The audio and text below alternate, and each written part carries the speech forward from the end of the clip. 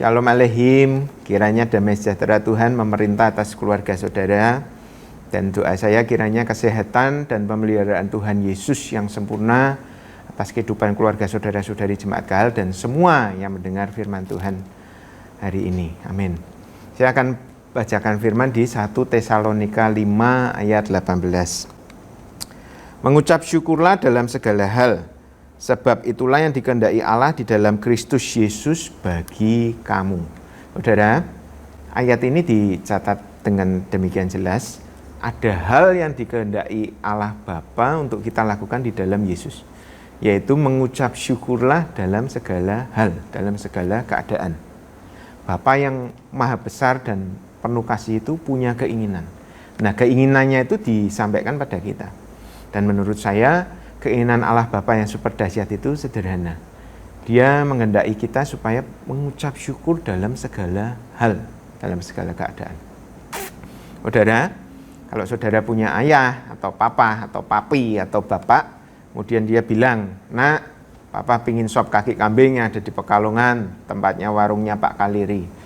Saudara, saya yakin kalau kita bisa, kita pasti lakukan keinginan ayah kita itu. Karena permintaan yang sederhana itu dengan mudah bisa kita lakukan, dan itu buat kita sebagai anak adalah suatu kebanggaan, kebahagiaan juga kalau kita bisa penuhi keinginan ayah kita. Saudara, kalau buat bapak kita di dunia saja kita rindu menyenangkan dia dengan cara melakukan keinginan dia, apalagi dengan bapak di surga. 1 Tesalonika 5:18 tadi dengan gamblang, Bapak pingin supaya kita mengucap syukur dalam segala hal. Keinginan Bapak kita sederhana, simpel sekali, yaitu di dalam doa keseharian kita naikkan ucapan syukur.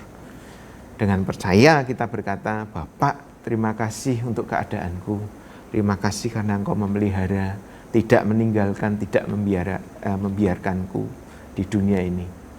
Saudara, ucapan syukur kita itu adalah keinginan Bapa. Dan ucapan syukur kita kepada Bapa itu bukan perkara sepele. Waktu kita mengucap syukur kepada Bapa, saat itu sebenarnya kita sedang mendeklarasikan bahwa memang Engkaulah Allah Bapa yang berdaulat, berkuasa atas segala sesuatu yang terjadi di alam semesta, termasuk di dalam hidupku. Artinya, waktu kita mengucap syukur, saat itu juga kita sedang menyembah Dia dan menjadikan Dia sebagai Allah sesembahan kita dan Bapa yang mengasihi kita. Artinya juga bahwa Bapa memiliki sepenuhnya otoritas dalam hidup kita. Jadi hal ini adalah hal terpenting dalam hubungan kita dengan Tuhan. Saudara, kalau kita kembali ke keinginan Bapa di 1 Tesalonika 5 tadi, firman Tuhan di sana dicatat di akhir pesan itu, ya di A dikatakan di sana, mengucap syukurlah dalam segala hal.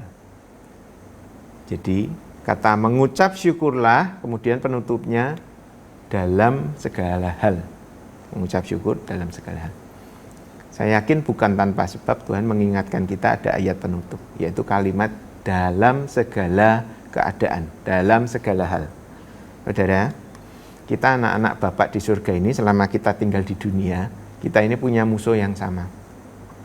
Dan musuh kita itu gigih dan selalu mengusahakan sesuatunya untuk menggagalkan hidup kita sebagai anak-anak Allah untuk memenuhi keinginan Bapa kita.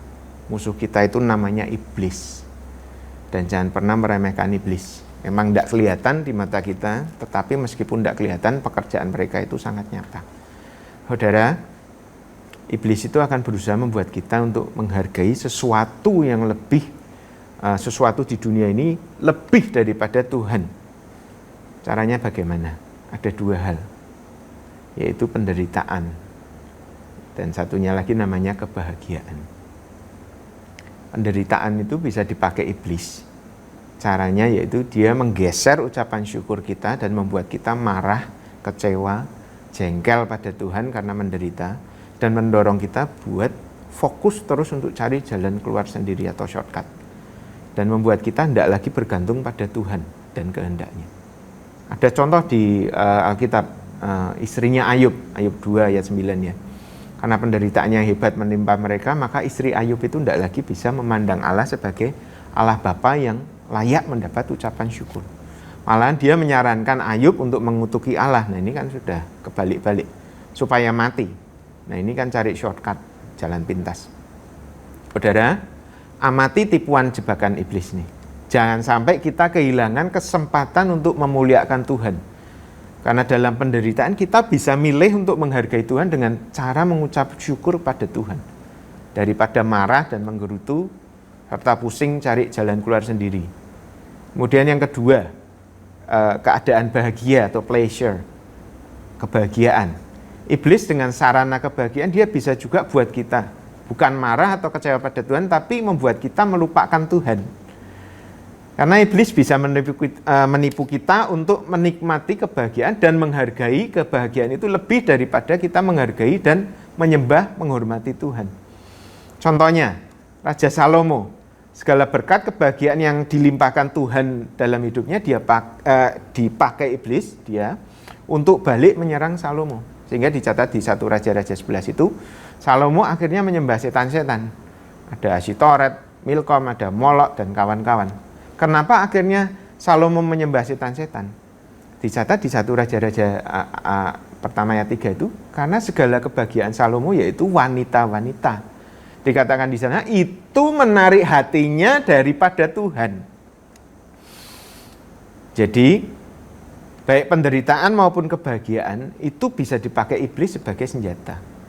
Membuat kita tidak bisa mengucap syukur dalam segala keadaan. Padahal ucapan syukur kita itulah yang diinginkan Bapa kita di surga. Nah sebaliknya dari pihak Tuhan, malahan penderitaan dan kebahagiaan adalah peluang dan bisa kita pakai untuk mendeklarasikan ucapan syukur kita pada Bapa di surga. Jadi bagaimana kita bisa mengucap syukur dalam segala keadaan? Bagaimana kita bisa menghargai Bapa kita sebagai Allah yang berdaulat dalam segala keadaan? Nah kita akan tanya pada Rasul Paulus, karena dia yang dapat wahyu firman Allah ini, maka dia yang harus menjawab.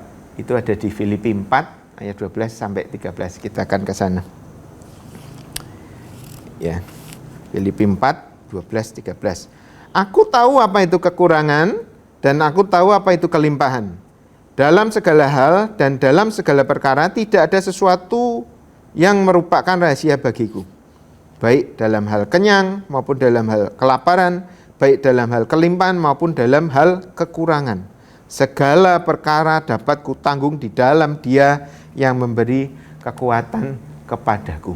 Saudara, rupanya Rasul Paulus tahu suatu rahasia ilahi, yaitu baik keadaan kelimpahan maupun kekurangan, kenyang maupun kelaparan, baik itu penderitaan maupun kebahagiaan, semuanya dapat ditanggung di dalam Tuhan yang telah memberi Rasul Paulus kekuatan.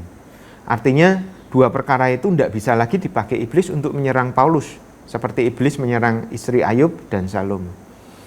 Rahasia Rasul Paulus ini ada di pasal sebelumnya. Kita akan baca ya di belakangnya, yaitu di Filipi 3 ayat 7 dan 8. Saya akan bacakan. Tetapi apa yang dahulu merupakan keuntungan bagiku, sekarang kuanggap rugi karena Kristus. Malahan segala sesuatu kuanggap rugi karena pengenalan akan Kristus Yesus Tuhanku lebih mulia daripada semuanya. Oleh karena Dialah aku melepaskan semuanya itu dan menganggapnya sampah supaya aku memperoleh Kristus. Segala sesuatu yang dulunya dianggap keuntungan, setelah Paulus menemukan Kristus, maka semuanya itu dia anggap rugi dan sampah dan layak untuk ditinggalkan. Ayat 8 dijawab, karena pengenalan akan Kristus Yesus Tuhanku lebih mulia daripada semuanya itu. Pengenalan akan Yesus lebih mulia daripada semuanya. Pribadi Yesus lebih mulia daripada penderitaan maupun kebahagiaan. Makanya Rasul Paulus melepas semuanya itu, karena dia tahu semua yang terjadi ini tidak ada yang lebih berharga daripada pengenalan akan pribadi Tuhan Yesus. Nah kalau kita mau masuk ke ruang namanya ruang keakraban dengan pribadi Tuhan Yesus ini, maka kita bisa lihat segala sesuatunya dengan berbeda. Kita bisa melihat betapa indahnya hubungan pribadi dengan Tuhan Yesus. Saudara, inilah rahasia dari Rasul Paulus yang membuat dia bisa mengucap syukur dalam segala keadaan. pengenalan akan Yesus, Sang Kristus dan Tuhan itulah yang kekuatan yang dapat menanggung segala keadaan. Baik penderitaan maupun kebahagiaan, semuanya tidak dapat menjauhkan Rasul Paulus dari kasih Yesus. Tapi justru penderitaan dan bahkan juga kebahagiaan itu malah membuat Paulus dapat memenuhi keinginan Bapa di surga, yaitu mengucap syukur dalam segala keadaan. Susah, senang, ucap syukur. Sedih, bahagia, ucap syukur. Saudara, pengenalan akan pribadi Yesus ini yang akan menolong kita lepas dari kegeraman, dari penderitaan yang dialami. Contohnya seperti istri Ayub. Bahkan juga ini yang akan menjaga kita agar kebahagiaan yang Tuhan berikan dalam hidup kita itu tidak membuat kita melupakan Tuhan. Seperti Salomo. Saudara, Kristen itu sama sekali bukan tentang agama. Juga bukan tentang liturgi ibadah atau bahkan teologi. Tetapi Kristen sejati itu perjalanan keakraban kita dengan Tuhan Yesus. Ini yang paling utama dan paling berharga dalam hidup ini. Dia itu Allah yang tadinya tidak mungkin dikenal dan tidak bisa didekati, tapi sekarang begitu dekat dengan kita sampai kita diadopsi jadi anak-anaknya. Ada kesempatan baik selama kita masih tinggal di dalam dunia, yaitu kita bisa hasilkan ucapan syukur dalam segala keadaan. Karena inilah yang diinginkan Bapa kita di surga. Saudara, apa kabarmu hari ini? Apa sedang menderita atau malahan sedang bersukaria? Apapun keadaan kita, mari kita mengucap syukur dalam segala hal. Sebab itulah yang dikehendaki oleh Bapa dalam Kristus Yesus bagi kita. Saudara, saya akan bacakan di Mazmur 44 ayat 9. Kalau di King James ini di ayat 8 ya, kalau tidak salah. Bunyinya demikian. Karena Allah, kira-kira dengan terang perjanjian baru bunyinya, karena Allah, karena pengenalan akan Kristuslah, kami nyanyikan puji-pujian sepanjang hari. Dan bagi namamu kami mengucap syukur selama-lamanya. Amin. Karena Allah, karena pengenalan akan Kristus, kami nyanyikan puji-pujian sepanjang hari. Dan bagi namamu kami mengucap syukur selama-lamanya. Amin. Kiranya firman Tuhan ini akan menolong kita untuk dapat mengucap syukur baik di dalam penderitaan maupun dalam kebahagiaan. Karena yang penting di dalam hidup ini bukan segala sesuatu yang nampak saja. Tapi yang paling utama adalah hubungan kita dengan Tuhan Yesus. Karena Dia mau dekat dengan kita, karena Dia mau mengenal kita, karena Dia mau dekat dengan anak-anaknya, dan keinginannya adalah supaya kita mengucap syukur dalam segala keadaan. Saudara, Tuhan Yesus jauh lebih indah dari siapapun. Tuhan Yesus jauh lebih indah dari perkara apapun. Kita mesti bisa masuk ke dalam dimensi itu supaya kita bisa mengenal Dia dengan benar. Amin. Tuhan Yesus memberkati. Sampai bertemu lagi. Shalom.